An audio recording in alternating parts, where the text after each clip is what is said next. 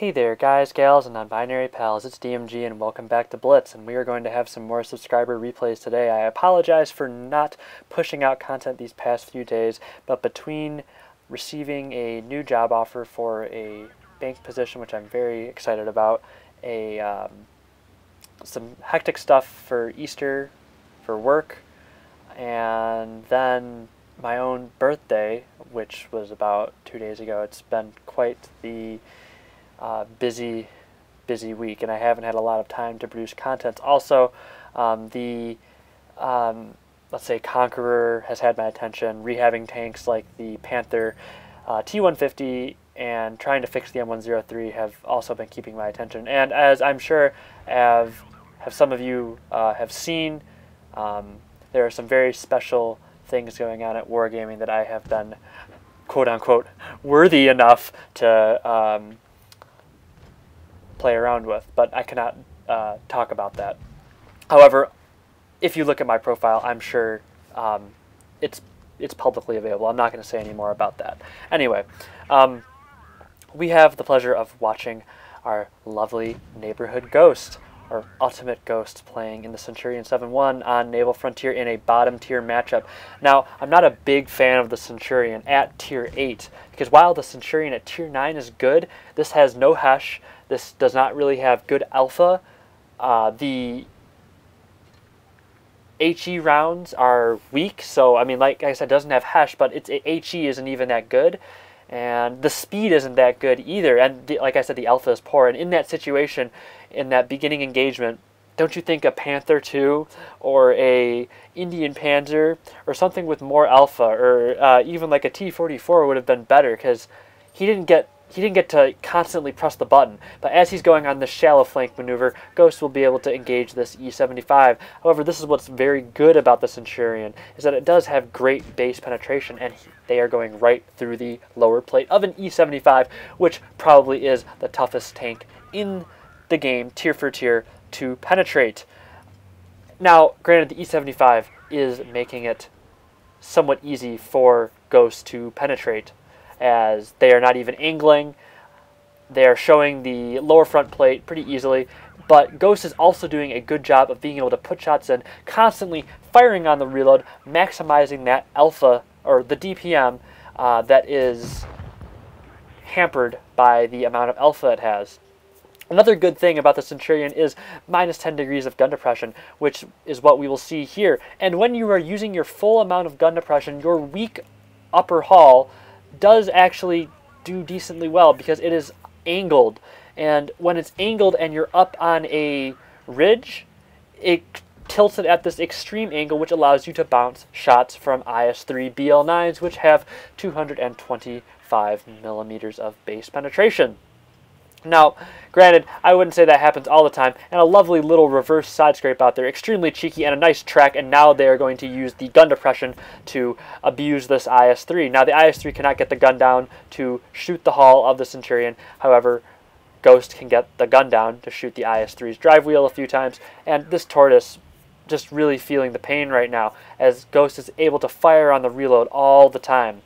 Now, like I said, a middling thing about this tank is the speed. However, the gun is very good. And that 704 and that other TD are engaged with the Reds over up on the bunker side, I believe. Is that what you want to call it? Sure, let's go with that. But the T-44, I think, would have done it better here.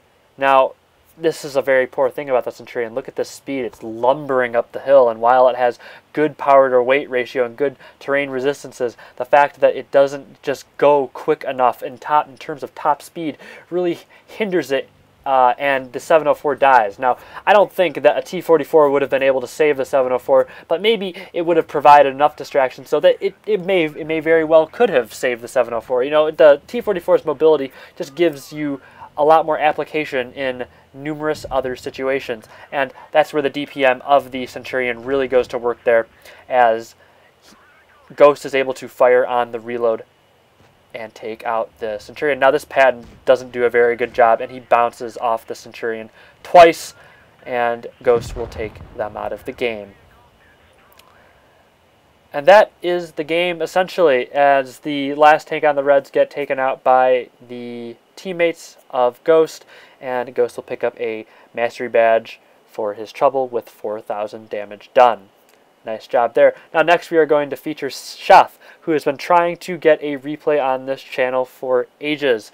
I said it had to be an Ace Mastery badge, and Sheth finally got one. I really do hope you are watching this in full screen right now, as for some reason this is how Android looks, or Android recordings look. I'm not really sure, but just make sure it's in full screen, as it could be a little bit difficult to see. Sheth will be playing on Oasis Palms. I was about to say Desert Sands, and I had to stop myself for a minute.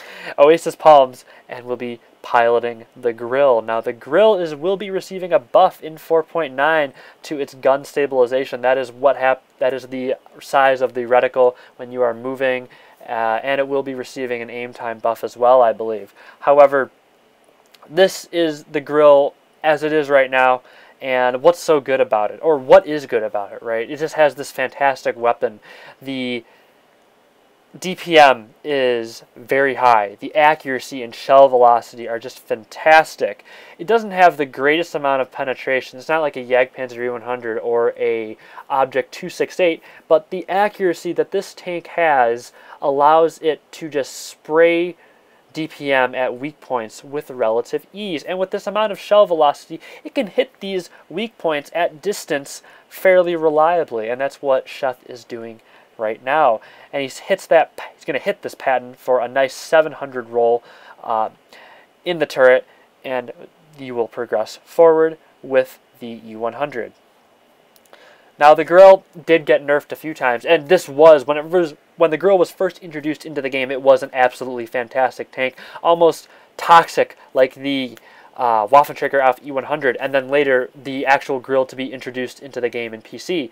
However, I do believe the Grille was introduced in Blitz before it was introduced in PC, which is really interesting. It was almost like they wanted to test it in Blitz before they did it in PC. Correct me if I'm wrong there, but the Grille was just that good. The Grille actually got nerfed 3 times. Now, the first set of nerfs were to the aim time and gun stabilization. And then the second round of nerfs, I believe, was to the engine power, I think, and to the traverse, I believe. And then the last set of nerfs was to the top speed and the gun arc. And now it is getting those first set of nerfs reversed back, or at least mitigated somewhat. I'm not sure if they're going to return the gun stabilization to the original level.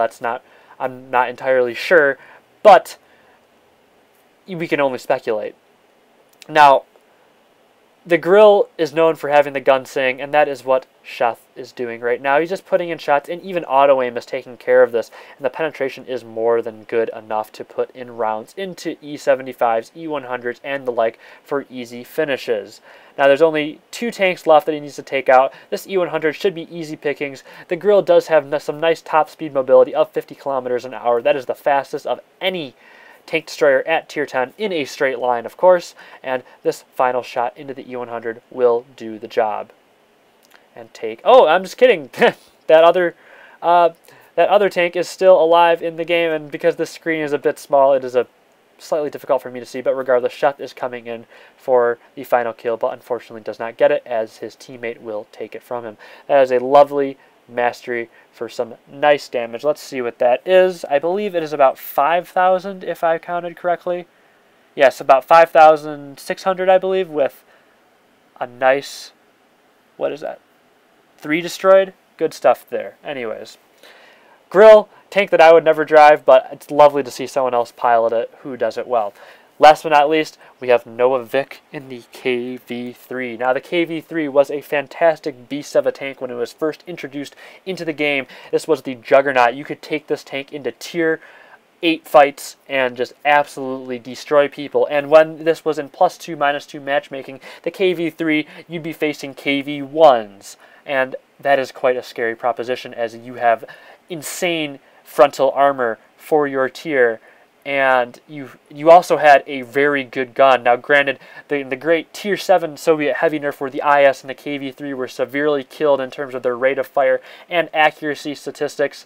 The KV-3 lost a lot of its good vibes. However, now with the recent Tier 7 heavy buffs, the KV-3 is still decent. I mean, it's decent now. It's better than it was, but it's not what it was previously back when the game was first introduced. Also keep in mind that when the KV-3 was uber powerful, there were no Draculas running around, there were no Type 62s, right? Gold ammo was still unnerfed, and you could just spam the 100mm if you wanted to. But I still used the 122 back when it was just absolutely broken. Anyways, Noah's going to take out a tank here and collect the first kill of the game on that KV-1S. Lovely stuff there, and immediately go into a side scraping position. Now, he needs to kill guns quickly as his team is starting to fade fast. It is currently a 6-on-4, and when you have low DPM tanks in terms of the KV-3, you need to take out guns quickly to try and equalize. Heavy tanks are at their best when they are not getting flanked, so Noah needs to take a safe position, and they're starting to flood all around him. He takes out a second one, which is lovely. Good stuff there, and now it is a 5-on-3. And now it is a 5-on... Oh, excuse me, it was a 5-on-4. Now it's a 5-on-3, and Noah needs to kill to equalize quickly. That AMX-13 is looking quite tasty. Noah takes him out of the game. Lovely stuff. And now he will angle again to the 12T. Hopefully he bounces, but the 12T gets a little scared, as well he should be. Noah could just load HE and absolutely take him out of the game. However, his teammate does help, which means Noah can go for the consistent AP round and finish off the 12T.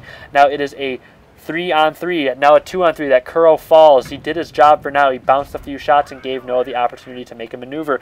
Noah puts a lovely round into the Comet and puts him on a 1-shot. So now it is all about who is willing to poke around the corner first.